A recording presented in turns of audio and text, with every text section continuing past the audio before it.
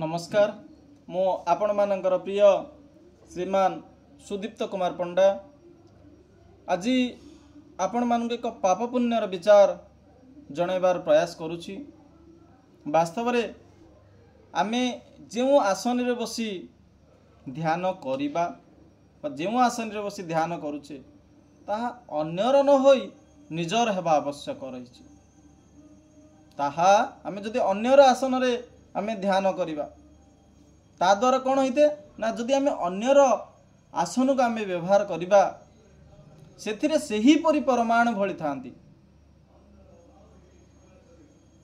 बुझी पारले तेणु आसन जदि करूछन निजस्व आसन रे करिबा पई चेष्टा करंतु। निज आसन रे बसी आसन करिया पई चेष्टा करंतु। अन्यर आसन कदापि हेले व्यवहार करंतु नाही। अधिकंतु गोमुखी माला संध्या पंचपात्र आचमनी जहा किछि आपण व्यवहार करूछंती सबु किछि निजर स्वतंत्र रहिबा उचित।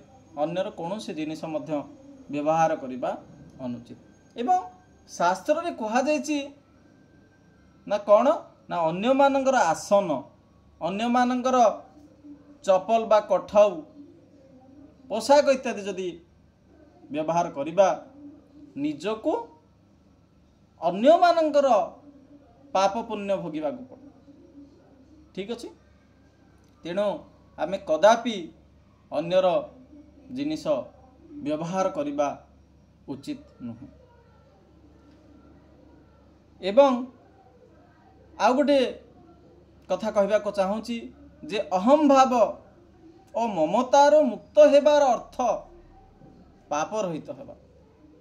अहम भाव और ममतार मुक्त हेबार अर्थ पाप रहित हेबा। कारण संसार सहित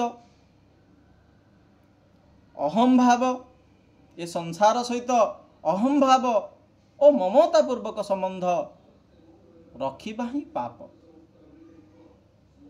आशा करछि आजिर ए अध्याय रे पाप पुण्यर विचार रे आपण मानंकु पापर संज्ञा बा किभଳି भाव पाप पुण्यर